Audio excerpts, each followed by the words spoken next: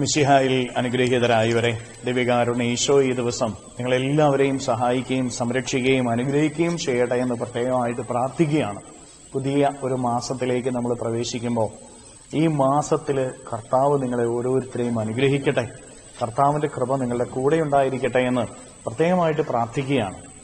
15 നോമ്പ് ഇന്നു മുതൽ ആരംഭിക്കുക.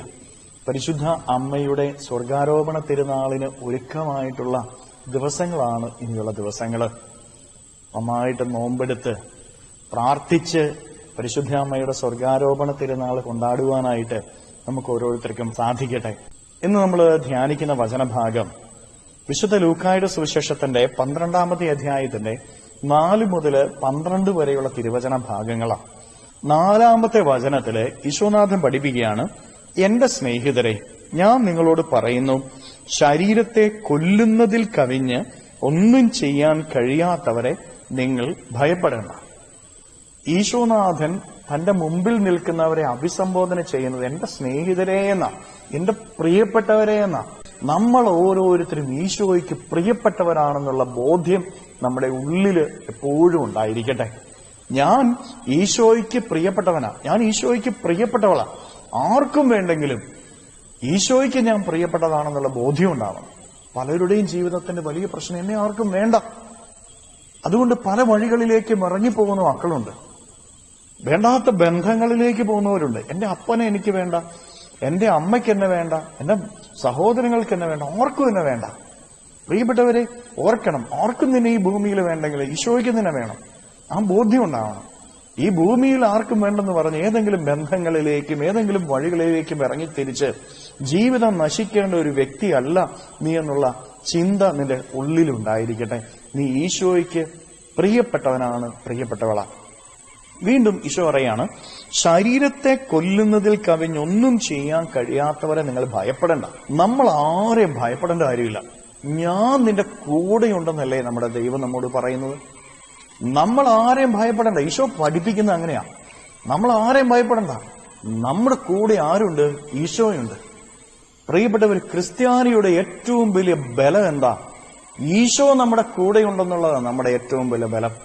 ഈ ദിവസങ്ങളില് സിസ്റ്റേഴ്സിനെ ഛത്തീസ്ഗഡിൽ ജയിലിൽ അടച്ചതുമായിട്ട് ബന്ധപ്പെട്ട് നമ്മൾ ഒത്തിരി വാർത്തകൾ കേൾക്കുന്നുണ്ട്. ഏത് പ്രതിസന്ധിയിലും നമ്മൾ ഭയപ്പെടേണ്ട. സുവിശേഷത്തിന് സാക്ഷ്യം വഹിക്കുമ്പോൾ പീഡനങ്ങൾ നമ്മൾ ഏൽക്കേണ്ടി വരും.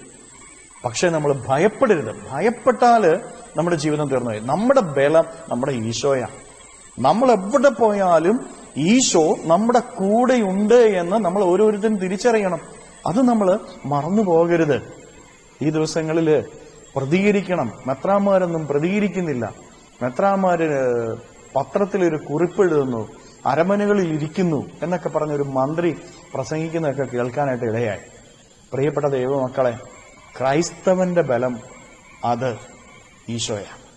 ഈശോയെക്കാളും വലിയ ഒരു ബലവും ക്രൈസ്തവനില്ല എന്ന് മറന്നു പോകരുത്.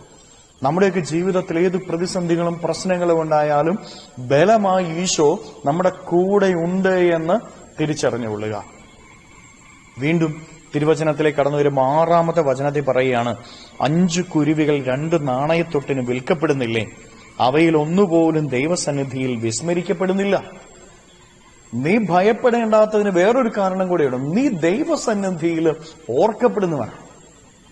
ദൈവം നിന്നെ ഓർത്ത് നിന്റെ കൂടെയുണ്ട്. നീ മറന്നു പോകരുത്. ദൈവം നിന്റെ കൂടെയുണ്ട്. ദൈവം നിന്നെ ഓർക്കുന്നുണ്ട്. വീണ്ടും നീ എവിടെ ചെന്നാലും നീ ഭയപ്പെടേണ്ടാത്തതിന് മറ്റൊരു കാരണം 12-ാമത്തെ വചനത്തിൽ പറയുകയാണ്, പരിശുദ്ധാത്മാവ് നിങ്ങളെ പഠിപ്പിക്കും. പരിശുദ്ധാത്മാവ് നിങ്ങളെ പഠിപ്പിക്കും. പ്രിയപ്പെട്ടവരെ, ആത്മാവിനോട് പ്രാർത്ഥിക്കുക. ഈ പ്രതിസന്ധികളുടെ നിമിഷങ്ങളിൽ, വേദനയുടെ നിമിഷങ്ങളിൽ ആത്മാവ് നമ്മളെ പഠിപ്പിക്കട്ടെ. എന്ത്, എവിടെ, എങ്ങനെ പറയണമെന്നും എങ്ങനെ ആയിരിക്കണമെന്നും പരിശുദ്ധാത്മാവ് നമ്മളെ പഠിപ്പിക്കട്ടെ. ഈശോ നമ്മുടെ കൂടെയുണ്ട്, അവനാണ് നമ്മുടെ ബലമെന്നും അവൻ നമ്മളെ മറക്കുന്നില്ല എന്നും പരിശുദ്ധാത്മാവ് നമ്മളെ പഠിപ്പിക്കട്ടെ. ഈ ദിവസം മുഴുവനും നമ്മൾ പ്രാർത്ഥിക്കേണ്ടത്, പരിശുദ്ധാത്മാവേ, ഈശോ എന്റെ കൂടെയുണ്ട് എന്നും ഈശോ എന്നെ മറക്കുന്നില്ല എന്നും എന്നെ പഠിപ്പിക്കണമേ എന്ന് ആത്മാവിനോട് പ്രാർത്ഥിച്ചേ.